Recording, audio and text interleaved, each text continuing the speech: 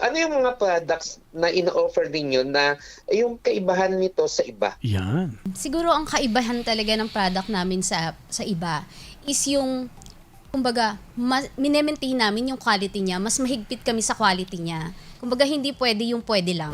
Aside sa talagang naging inspirasyon ko is yung pamilya ko, syempre yung pag-asa na nagnenegosyo ko, mayroon akong kalayaan na habang nagnenegosyo is na kumbaga nababalanse ko siya, na alagaan ko yung pamilya ko habang kumikita ako. Kumbaga may kalayaan ako sa oras. Ano po yung pinaka proud moment ninyo bilang isang nanay, mother at negosyante? Siguro ang pinaka-proud moment ko bilang nanay at negosyante is yung meron akong time para sa pamilya ko. Ngayon dahil ang trabaho namin is kumbaga sariling business kasi namin eh. Plus yung nabibigay namin yung mga bagay or mga pangangailangan ng mga anak ko na hindi namin naranasan noon.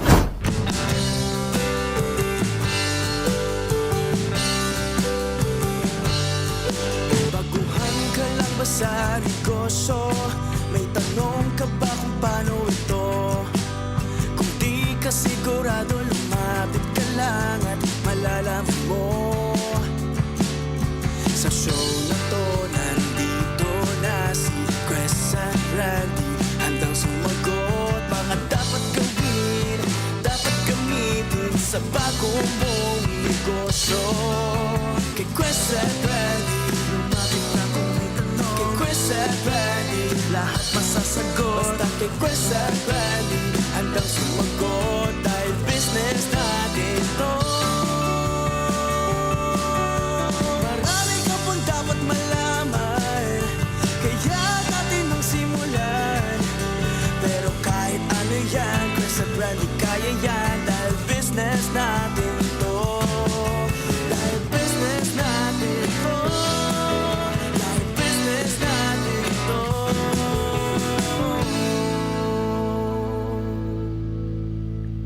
Good evening, kapartner Randy at minus kapartner Chris muna tayo ngayon. Pero ay tuloy-tuloy ang programa at magandang gabi sa kapartner Randy. At syempre, si kapartner Chris ay medyo busy lang. Pero siya ay nakamonitor. Kapartner Chris, magandang gabi. At tayo po ay patuloy na napapakinggan sa radyo. Yan po ay sa UNTV Radyo La Verdad 1350. At napapanood tayo live din sa YouTube, sa UNTV News and Rescue.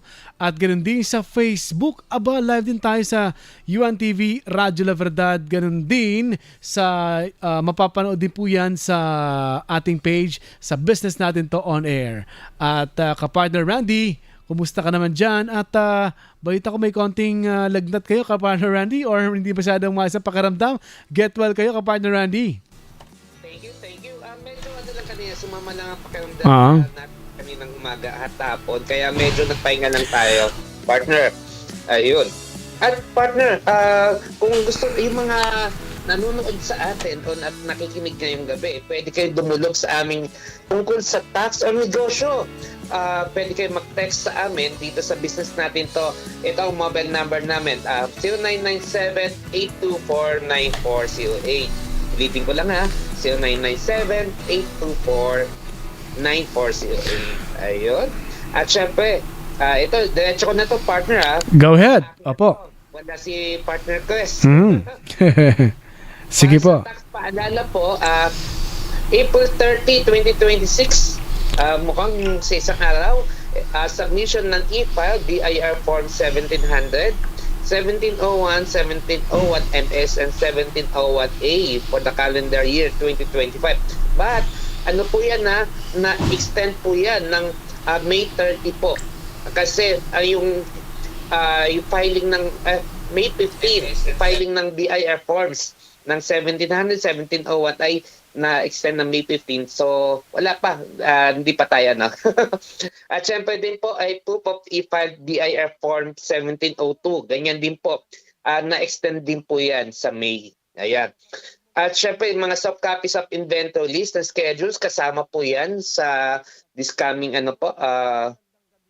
for the fiscal year ending naman ng March 31, 2026 naman po yan.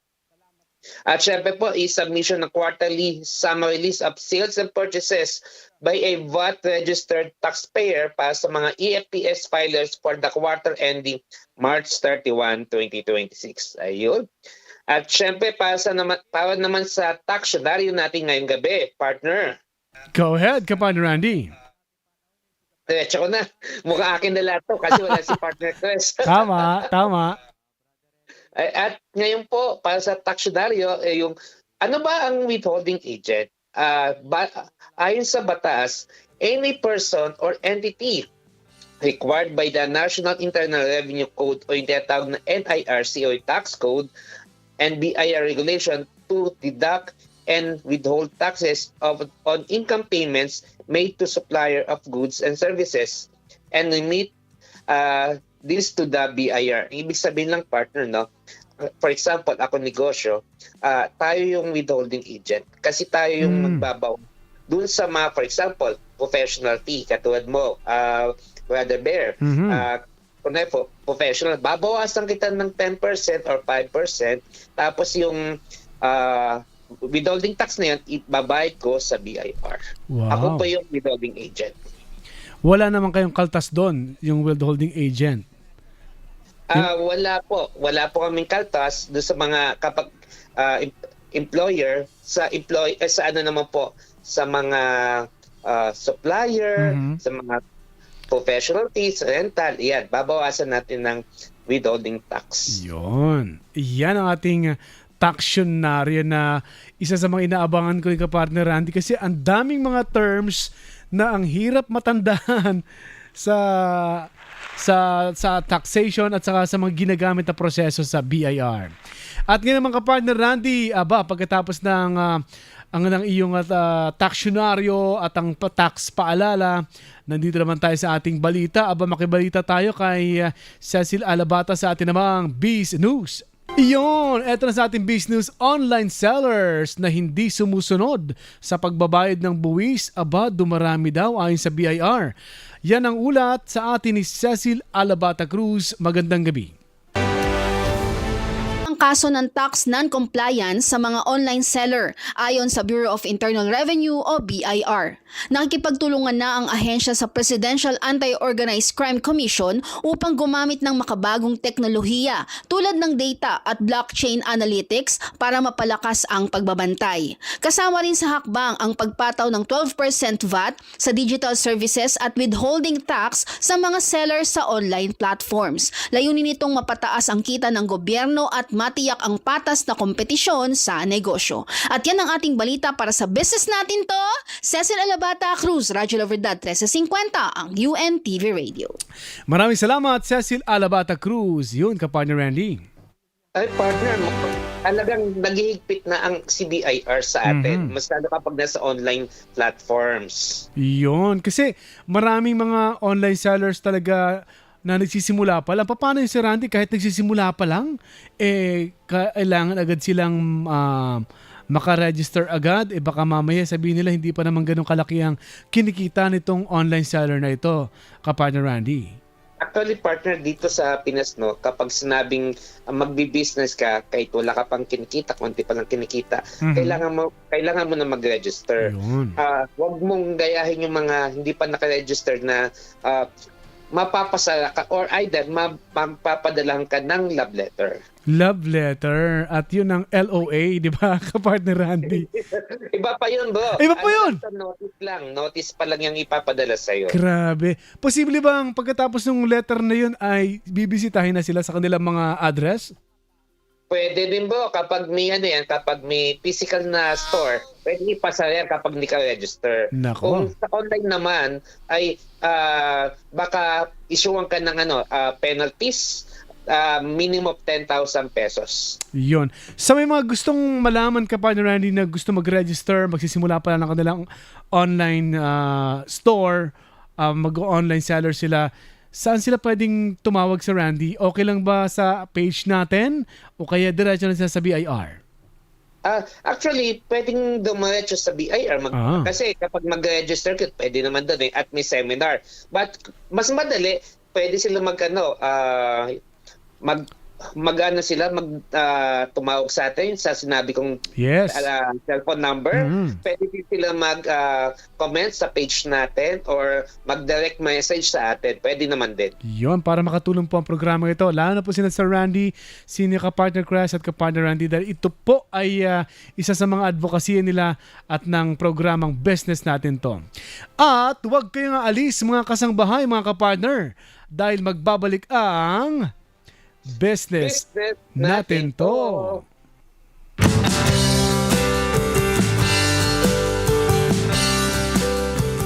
Business natin ito. Dahil business natin ito.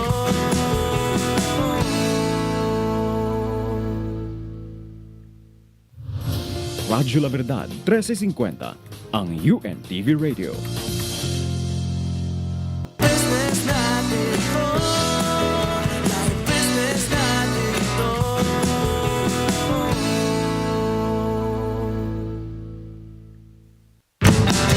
At nagbabalik po ang business natin to. Ayun. At kung saan binibigyan natin ng inspiration at kaalaman ang ating mga kababayan pagdating sa negosyo. Kaya para sa ating pagpapatuloy ay narito ang Business on Demand.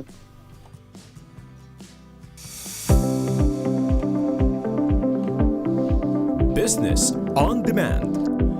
Sa panahon ngayon, ka-partner Randy at mga ka-partner namin na nakasubaybay, mas dumarami ang mga nanay na hindi lang basta nag-aalaga ng pamilya, kundi kumikita na rin sa pamamagitan ng sariling negosyo. Sila ang tinatawag nating mga mompreneur, mga inang kayang pagsabayin ang responsibilidad sa bahay, pagprito ng ulam, pagsasaing, at ang pagninegosyo. Ibang klase, ka-partner Randy. Wala akong masabi dyan, partner, kasi ang hirap niyang trabaho ngayon. Mula umaga, 24 hours na trabaho kasi. Totoo yan. Kaya para sa ating topic ngayong gabi, ito ang topic natin, partner. Grow with purpose. Building a business and healthy lifestyle. Wow. Kasama natin ang isang mompreneur na hindi lang sa negosyo nagtatagumpay, kundi sa pagpapalaganap din ng healthy living. Wow, gusto ko to. Healthy living.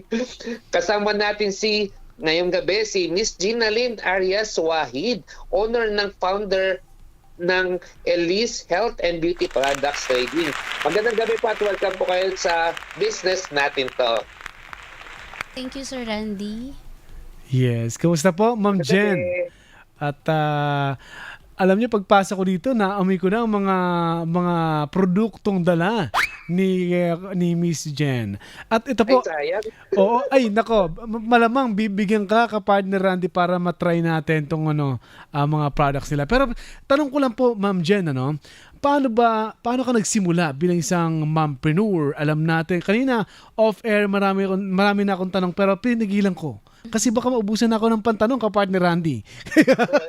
Ngayon, gusto ko malaman, Mama Jen, paano kayo nagsimula bilang isang mompreneur at ano pong pinagkakaabalan niyo dati? Dati po kasi, ako po talaga ay isang plain housewife. Kasi si husband po ay nasa abroad. Okay. Pero yung bunso ko kasi is maliit pa nun. So, naisip ko na pwede akong mag-sideline habang nasa school siya. So, yun yung naging start ko, mag-sideline. Sideline lang muna. Yes, Pero sideline. pang ilang anak niya po yun? Bunso ko na po yun. Pang ilan po? Pang-5 ko na siya. Pang-5. Konti lang ka partner Randy anak niya. Lima. Oo, 5 lang. Pero sa kabila nun, ka-partner Randy, nakaisip pa si Ma'am Jen na maghanap pa ng sideline. Kasi mahirap talaga ang trabaho ng isang nanay. Sabi mo nga ka-partner Randy, di ba? Correct ka dyan, partner. At yung 5 na anak na aalagaan mo sa isang araw, mahirap na yun, partner. Oo. But ito ang katanungan ko, Miss Jen. Ano yung naging inspiration mo sa pagninegosyo kaysa maging empleyado or yung full-time nanay pa? Full-time nanay, tapos nang dinegosyo, di ba? Aside sa talagang naging inspirasyon ko is yung pamilya ko, syempre yung pag-asa na nagnenegosyo ko, mayroon akong kalayaan na habang nagnenegosyo is, na kumbaga nababalanse ko siya. naalagaan ko yung pamilya ko habang kumikita ako. Kumbaga may kalayaan ako sa oras ko. Hirap no, kapartner Randy. Kasi yung lang alagaan mo 5 eh. 5 anak. Tapos ikaw pa maglilinis ng bahay. Wala pong kakatulong. Wala Anong po, time ako na yun? lang po talaga. Grabe. Kapartner Randy, naisip niya pang sumideline. Oo nga, mahirap na yun eh. Mahirap na yun lang. Ako lang nga, minsan ako lang naiiwan sa bahay. Parang ako lang maglilinis ng bahay kasi nasa bakasyon ng wife ko. As may aso lang kami, 4 lang naman ang aso namin. Pero parang nahihirapan ako. Lalo na si Ma'am Jen at ibang mga nanay na may mga anak. Ngayon po, ang tanong ko po, Ma'am Jen, paano yung hinahandle ang stress sa bahay at sa negosyo? Maliwan na po kay Mister kung na-stress po kayo sa kanya. Ay, hindi, biro lang. Stress lang po sa bahay at sa negosyo. Paano yung na-handle po yan? Siguro naglalaan ako ng oras para magpahinga. Kumbaga hindi puro trabaho. Or may time ako na magtrabaho ngayon and then the other day pahinga or pasyal. Wow. Tsaka mahalaga kasi na Wow. meron kang positive mindset para magawa mo lahat yun. Kapartner Randy, kailangan pala may bakasyon, kapartner Randy. Ikaw, bihira ka magbakasyon, ha? Magbabakasyon lang tayo ngayong May. Yan! Nahuli muna. Anyway, Miss Jen, ito katanungan ko. May mga sacrifices ka bang kinakailangan gawin?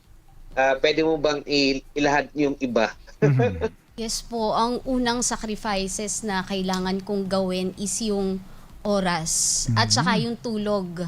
Yan. Kasi dumating yung time na talagang ang dami na parang 3 hours lang ang tulog namin noon. Grabe. Wow. Gabi-gabi po yun, 3 hours? Opo, may season po na nangyari sa amin yon. So yun, yung tulog, yun ang kailangan namin i-sacrifice kasi kailangan namin siyang ma-fulfill. Hindi naman kayo nagkasakit dahil Awa ng Diyos, hindi naman po. Yun Kasi nga. marami naman kami. So parang alternate.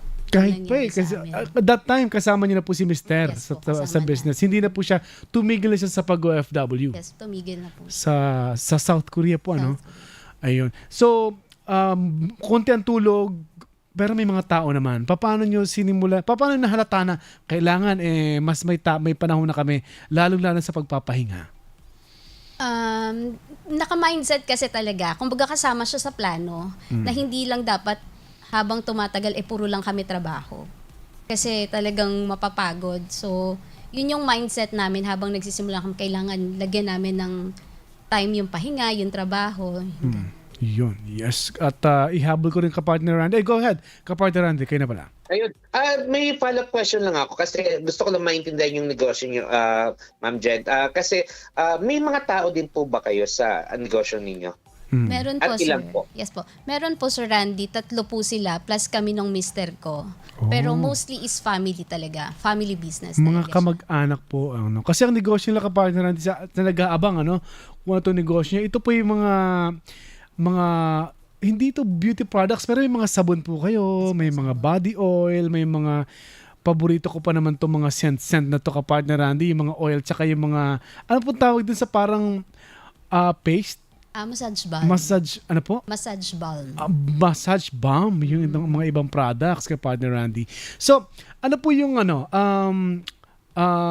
isang tanong ni kay kapartner Randy na ba ang tanong? Sige po, ikaw muna, brother. Okay po. Ano po yung pinaka proud moment ninyo bilang isang nanay, mother, at negosyante? Siguro ang pinaka-proud moment ko bilang nanay at negosyante is yung meron akong time para sa pamilya ko. Sa ngayon, dahil ang trabaho namin is, kumbaga sariling business kasi namin Plus yung nabibigay namin yung mga bagay or mga pangangailangan ng mga anak ko na hindi namin naranasan noon. Kumbaga pag kailangan nila ng ganito, Bigay na agad. nabibigyan namin sila. Lalo na kung kailangan talaga. Oo, ganun kapartner Randy. Ayun. Partner, magpapalap lang question ako. Gusto ko kasi maintindihan yung negosyo ko talaga ni Ma'am Jen. Ma'am Jen, itong katanungan ko pa sa negosyo ninyo. Yung negosyo niyo po ba nagsusupply na po ba kayo ng sa mga grocery, mga ganun ba?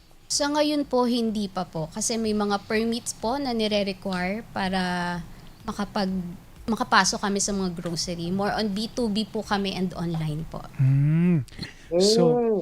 So mas nakafocus muna kayo ngayon sa online selling. Yun. At maganda, alam mo, nakakatuwa ka partner Randy makakita ng mga ganitong negosyo na hindi mo kailangan ng physical store agad. Online lang ang what you call this, parang ang scope ng iyong pwede mong makuhang market ay buong Pilipinas na at ibang bansa, no? Lalo na sa Pilipinas. Ngayon ay magagap na ba tayo? O nga, parang magagap na tayo. Hindi pa naman. Diretso pala. Sorry. So, Diretso na yata. diretso na tayo. Pero, kapartner Randy, alam ko may tanong ka. Go ahead. Ayan. Miss Jen, itong katanungan ko ngayon. I think ito pang second gap na namin but itong tuloy-tuloy na. Paano nagsimula yung Elise Health and Beauty Products Trading? Nagsimula talaga po siya, kompleto registration, lahat-lahat na permits. Nag-start kami year 2020. Pandemic era po talaga. Pandemya, oo. Yes po. Pandemic. Nag-start po kami thinking na magbigay ng mga products na natural, na hindi nakaka-harm sa mga skin, pero affordable sa mga tao. Wow. Yun. Isa bang dahilan dito yung may trabaho naman po that time si mister nyo? Nung time na yon wala na po. Ay, wala na rin. Kayo po ay plain housewives. So talagang mas napilitan na kayo mag-isip pa ng ibang pagkakitaan. Ayun. So ngayon, ang tanong ko naman po ay pababa lang ng konti, ka-partner Cecil. Yun, no? Ano ang naging inspiration mo po para pumasok sa health and beauty business? Kasi nakikita ko rin sa online, ang daming mga nagpo-promote. Sabi ko, ang daming mga products. At hindi na rin sila ayon sa mga research din, hindi na rin masyadong tumitingin sa brand name, kung malaking name ba itong product mo. Basta nakita nila yung nagpo-promote kuminis o kaya gumanda ang itsura niya, ang skin niya, o kaya nagustuhan niya yung amoy ng mga balm. Balm hindi yung time bomb. Yung inhaler po ba ang tawag doon? Yun. Kapag nakita na nagustuhan nung nagpo-promote, bumibili na ang mga tao. Yes po. Bumibili na talaga sila. Tsaka, na-inspire ako dun sa mga customer namin. Kasi pagka nakabili sila, kumbaga may repeat orders talaga. At saka yung mga feedbacks na magaganda. Na, syempre, maraming brand na kilala, maskat, maraming endorser, ganon. Sino ba naman yung brand namin? Pero pag nakakarinig kami ng mga feedback na magaganda, naging effective sa kanila, kumbaga nawala yung ganitong skin problems nila dahil sa product namin na ganito. Kumbaga mas nai-inspired pa kami na ipagpatuloy yung business namin at mas maging, kumbaga pagandahin pa siya para makapagbigay pa ng mas quality product pero affordable sa kanila. Para sa Yun. At maganda yan, ka-partner Randy. Go ahead po. Brother, i-endorse mo na yung kanyang product. Actually, kausap ko, mag-affiliate nga ako kasi tumi-TikTok din ako Para pa unti-unti lang. Sabi ko, baka pwede mag-affiliate. Kasi may mga affiliates po kayo. Ito yung mismong mga TikTokers, kapartner Randy, di ba, na ipopromote yung product and then meron silang porsyento makukuha at diretso na ibibigay ni TikTok ang mga kinikita. Ang galing, kapartner Randy. Pwede ka rin dyan. Sasayaw ka lang ng hawak ko ang beat, Hawak mo yung beat. Anyway, sige po, ito po yung next question po. Ano yung mga products na ino-offer ninyo na yung kaibahan nito sa iba? Yan. Siguro ang kaibahan talaga ng product namin sa iba is yung, kumbaga, minemaintain namin yung quality niya, mas mahigpit kami sa quality niya. Kumbaga, hindi pwede yung pwede lang. Kailangan kahit sa mga, kumbaga yung pinakahitsura pa lang niya, quality na siya, lalo pa yung product, yung mga ingredients na nasa kanya. Aside sa product, dapat affordable talaga siya sa mga customer na bibili. Sa mga consumer. Pag sinabi pong affordable ay saan po nag-range yung isang sabon halimbawa? Sa ngayon, yung pinaka-lower namin is nag-range siya sa 60. 60 pesos yun. Actually, yung 60 na yan, halos sa maliit nga talaga yan kumpara dun sa mga beauty products na yung pag sinasabon mo ka partner Randy na ang tagal maliliit ka sa trabaho, hindi pa natatanggal yung sabon na yun. Ayoko na bumili nun. malilate ka sa trabaho, hindi pa nila natanggal yung sabon. Pero ang mahal. So 60 pesos, pwede na makabili ng sabon na produkto po ninyo. Meron sila ditong parang kasoy, soap, merong tawas, yun, mga kakaibang products pero effective. Pag-usapan po natin sa pagpaparegister, kasi baka isipin nila yung product nyo. Kapag hindi kasi rehistrado, isang negative yun sa kanila. Ibig sabihin, hindi kayo compliant sa gobyerno. Kumusta pa yung pagpaparegister nyo sa business ninyo sa DTI? Ito po ba FDA? May FDA permit ba? At gaano ito ka-importante sa inyo bilang isang negosyante? Before po kasi talaga hindi naman ganun kahigpit. Pero ang pinakakailangan talaga kasi bago ka magsimula sa negosyo is yung DTI. Kakambal niya is yung 23 or 03 or yung BIR. Yeah. So magkakambal yon. Hindi pwede silang maghiwalay. And then habang tumatagal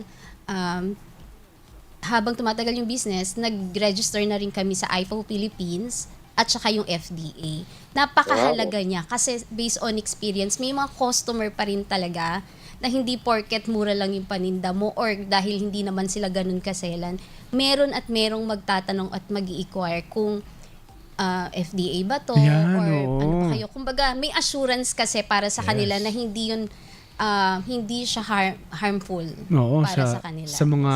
sa mga customer. Ang tawag doon yung mga consumer. Yes po, yung consumer. Tama. At talaga yun din ang gusto marinig ni ka-partner Randy ang tungkol sa BIR at DTI. Di ba ka-partner Randy? Actually, natanong muna yung tungkol sa BIR kasi narinig ko din kay Miss Jen yung naka-register na daw sila. Yes. Kaya Yan, very tama. good na yan. Oo. Ito naman ang katanungan ko, Miss Jen. Pwede mo bang ikwento sa amin yung experience mo sa sa pagiging top 20 awardee Wow. ng DTI Seal Sega Business Pitching 2024. Wow, ngayon ko lang alam. Galing Sige po, ma'am. Yes po, nangyari po kasi ito ng year 2024. Kumbaga, trinay ko lang kasi graduate din po kasi ako ng DTI programs. Wow. So, kumbaga, magkakasama na yung mga business owner. And then, may nakabanggit sa akin about the BPI Seal Sega. Kumbaga, parang tulong siya sa mga MSME or sa mga business owners. Kumbaga, may funding silang ginagawa. And then, nag-try kami. So, ang kailangan mo lang gawin is i-pitch mo yung business mo para sa kanila. And then, meron din kayong, kumbaga may pagdadaanan din kayong pag-aaral. Kumbaga, ititrain din naman kayo before nyo gawin yung business pitching.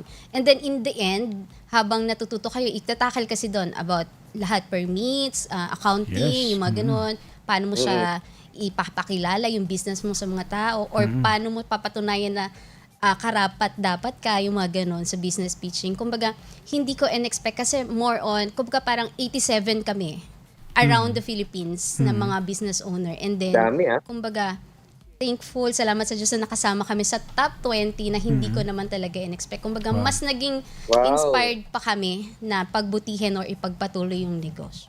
At balita ko, mga natural ang mga ingredients ang ginagamit ninyo, When you say natural, ito po ba'y isiguradong, ito yung nakakasigurado tayo na hindi harmful Yes po. sa balat o kaya sa ating mga sa health, Paano ito nakakatulong sa mga consumers po ninyo ang inyong mga produkto? Nakakatulong siya, halimbawa, may product kami na sensitive yung skin or problema nila yung sobrang pamamawis ng katawan or meron silang, kumbaga pag pinawisan is yung amoy talaga na amoy pawis. Sibuyas agad. Gano'n, yung maasim agad. Like, halimbawa, yung may isa kaming customer na mami, nag-message siya sa amin, grabe daw yung pamamawis. Trinay niya yung isa naming sabon. And then, yun ang feedback nila sa amin na, kumbaga, yung anak niya kahit maglaro, maghapon, pawisan man, hindi na sing-asim or hindi na maasim. Unlike nung hindi pa siya bumibili ng product. Pero siguro nung maasim pa, nilalagay sa adobo, Pampaasim, wala na. Pero dahil sa product po ninyo, so feedback, yun na maganda yun. Ang galing. Go ahead po, ka-partner Randy. Ayun. Miss Jen, ano yung vision mo naman para sa Elise Health and Beauty Products sa hinaharap? Sa hinaharap po, ang vision ko po para sa Elise is magkaroon po kami ng sarili naming area for manufacturing. Kumbaga sa ngayon kasi is more on online selling kami. And then meron din akong manufacturer na gumagawa ng mga skincare ko or mga soaps ko. Kumbaga Nilulook forward ko na sana, kumbaga habang tumatagal, magkaroon kami ng sarili naming manufacturing area na kami na mismo yung magpo-produce para mas ensure namin na lahat ng product, kumbaga lahat ng ingredients na gusto namin na mas healthy or kumbaga natural is nandun. Yes. Sa pasasaan pa ba yan? God willing ay mangyari po ang iyong pangarap. Open po ba kayo sa resellers Yes po. sa ngayon? Sa ngayon po, Paano po sila makaka-inquire po sa inyo?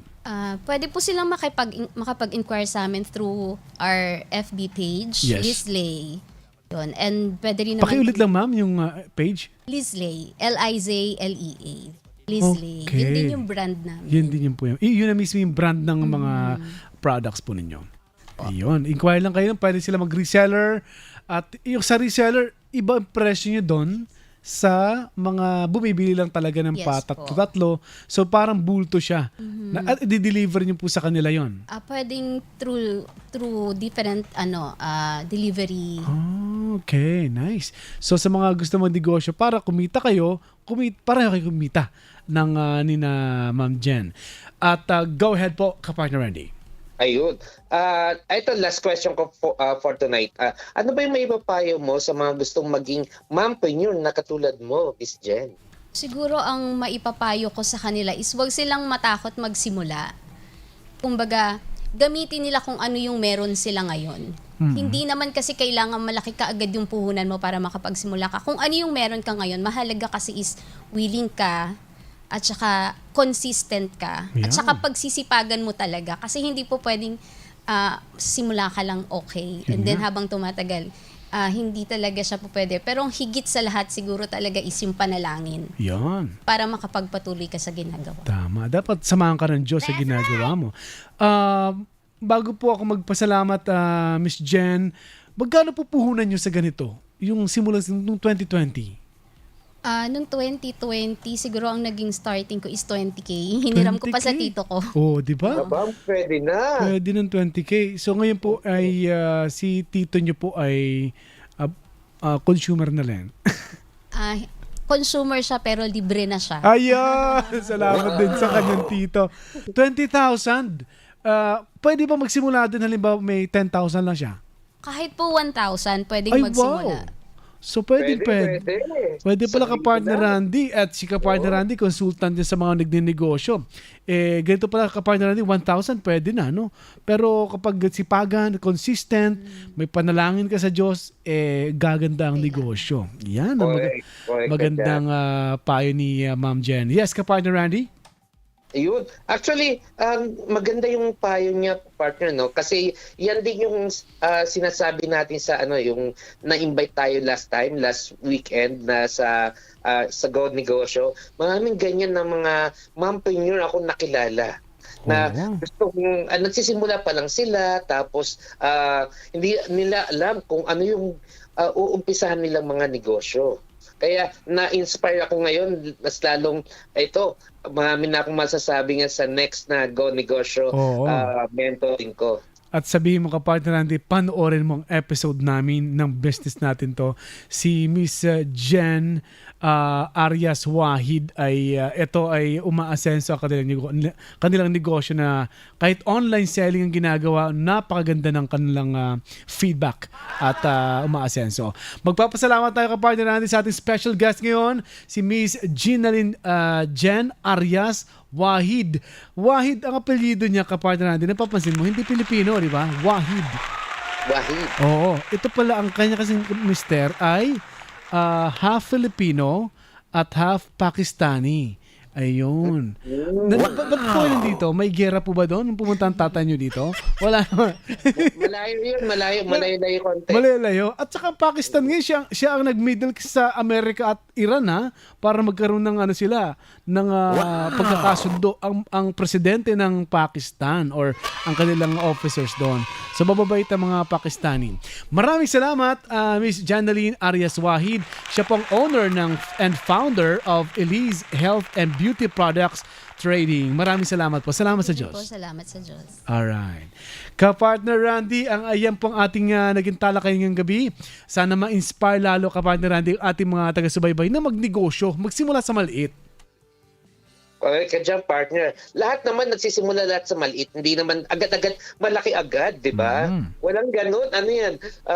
Parang sa bote. Oo nga, ano yan, sugal. Yan ang problema nga sa sugal ka, partner Randy. Kaya ako talaga, never ako nagsugal at ayoko talaga ng sugal. Kasi parang pag nagsusugal ka, nagiging ano ka eh. Gusto ko dumami agad ang pera ko. Yung kakilala ko, dami ng utang. Milyon ang utang.